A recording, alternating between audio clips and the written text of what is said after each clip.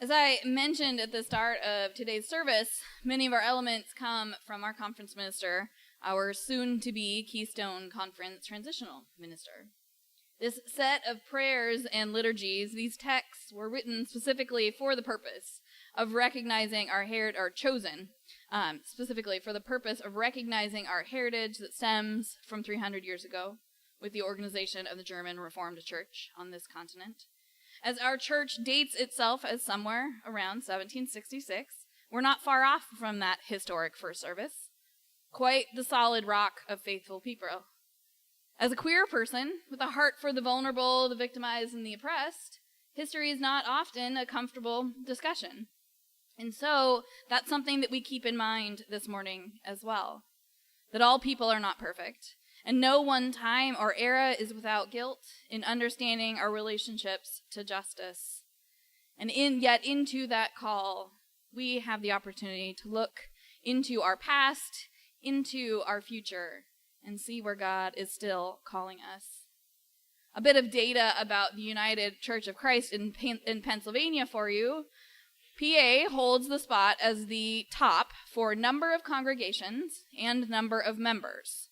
Our congregations account for 12% of all UCC churches nationwide, 14% of UCC members. As for churches with historic roots, only 7% of UCC churches can date themselves to the same decade or before we can. To say that we have an active voice in the UCC is not to be taken lightly.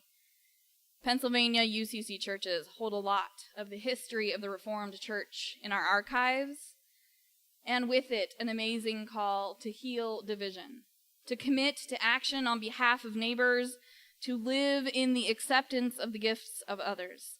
This is a heritage upon which we are based and which can call us to even stronger alliances in the coming years. We are a church that has been a part of multi-point charges, that has worked with part-time and full-time staff and no staff, and that is located right in the midst of small town identity. Our ancestors planted here to make a statement. And on this anniversary week, we invite ourselves to ask what that statement might be coming towards us. In the history of the German Reformed Church, we find immigrants trying to make a way in this world, attempting to retain connections with history while engaging those around them. They worshipped in German counterculturally for many years, and yet had an intense American identity held just as valuable.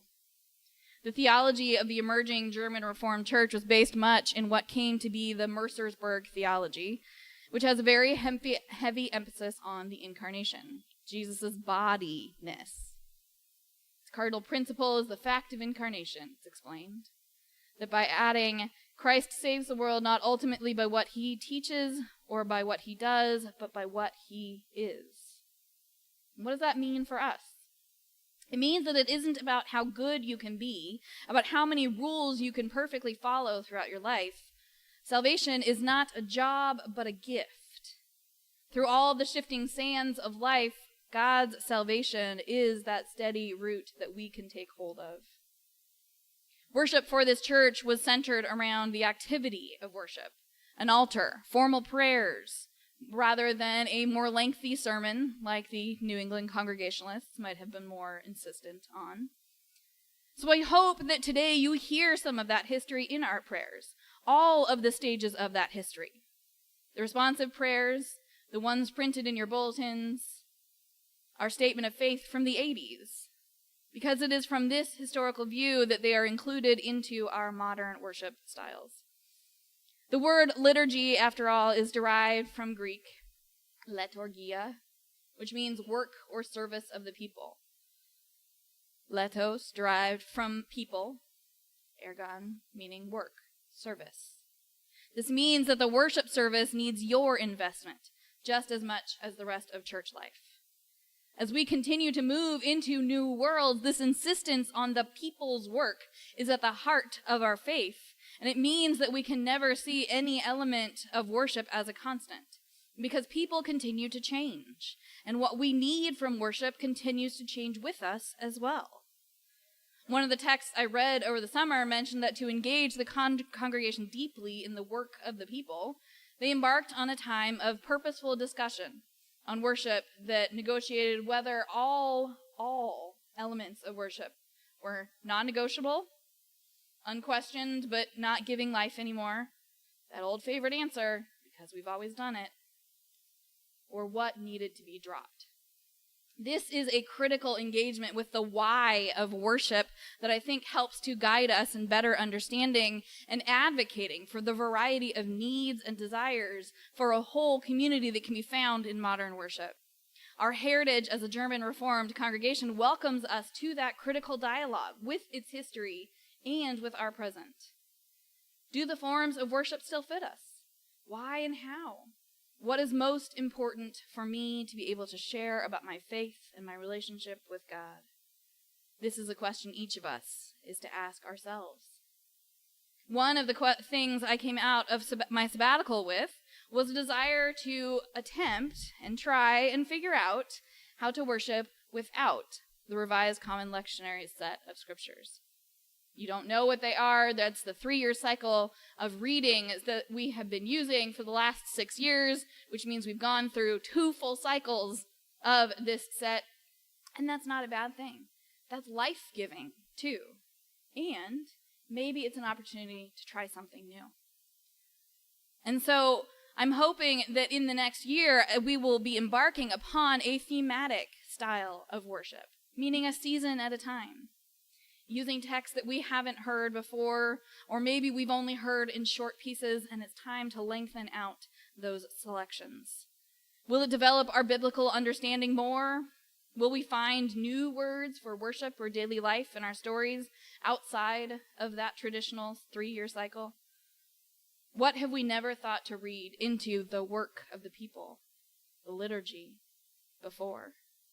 Whatever the outcome, I hope that you will breathe deeply into the newness of this in the coming weeks, and that you can see how historically it is rooted. Philip Schaff said that the Reformation must be regarded as still incomplete. It needs yet its concluding act to unite what has fallen asunder, to bring the subjective to a reconciliation with the objective. By this, he was speaking to a reunion of Protestantism with the Roman Catholic Church. But reconciliation is something that is needed much more than just the separation of 2 sides of the Christian faith today. We are in the midst of another reckoning for the church as we try to live empathetically, as Jesus and God and the Spirit have invited us to do, while listening to others who use those same images of divine as a means to separate. The heart of Reformed heritage is unity through ecumenism extended toward all. And our texts today certainly make that same case. In a busy world creating division, the author of Ephesians and Jesus' sermon in Matthew welcome us to share in a fellowship that reconciles and is rooted in what will hold us steady. This is not acceptance of culture just because the powers of the world are more vocal than us. This is acceptance of our siblings of the divine and our investment in doing that which is hard, building spaces for God to dwell. It doesn't just mean that God, who is everywhere, will bless us and move on, but that God will be present with us and stay with us. Each week, our worship invites us to put our awareness on how God is with us, how God might remain with us even if we didn't know it. But what I'm suggesting is that we keep active track on where and how we feel God with us, and how we feel each other as God with us. And that we let that reform our worship and our weekday faith and even our social calendars. This coming January, I hope many of you will come and spend an afternoon or evening singing all the favorite hymns together so that we can create an ongoing list of the important hymns for us as a community. Not a prescriptive list, you must sing these in this order, but a conversational list.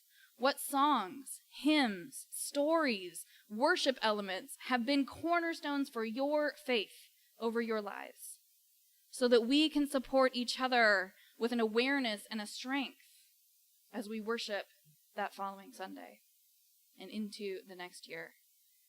Our heritage as the German Reformed tradition, that fifth of the UCC approximately, that is within our state's borders, has a remarkable gift to share. A story of resiliency and of wide acceptance, of an always present hope for reconciliation, even when it doesn't seem possible.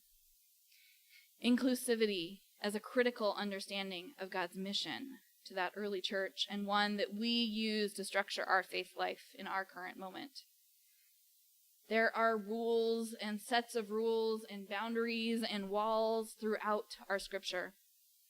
And yet, if we boil it down, they function more as fences than barrier walls. Human beings need boundaries, both for self-protection and to prevent interference with each other's lives. Don't kill, don't steal, don't commit adultery. They define boundaries. This is yours, this is mine. But to love one's neighbor is to honor their boundaries. And so I'm not saying that we eliminate boundaries, and that this isn't where peace comes from.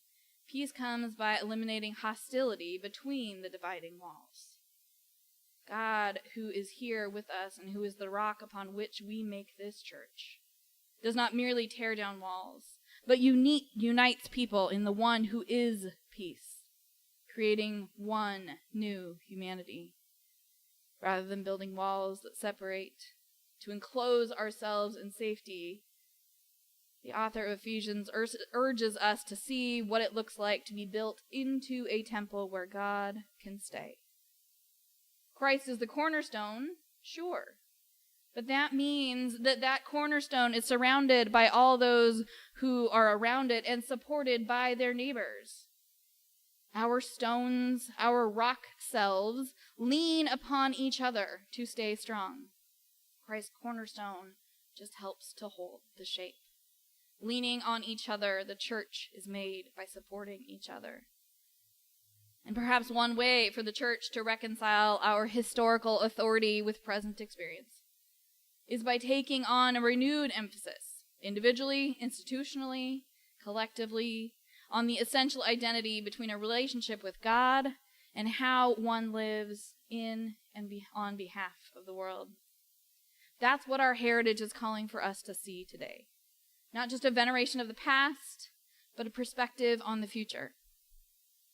For this week's work of the people, we share in gratitude for a God who called people to act in faith 300 years ago, and a God who calls us to act in faith today, this moment. As we sang in our first hymn this morning, we are your people, Spirit of grace. You dare to make us Christ to our neighbors of every culture and place. Because there is a spirit of love in this place. Because the church's foundation is built on the rock of faith and justice and kindness and recognition of humanity. May it be so today. Amen.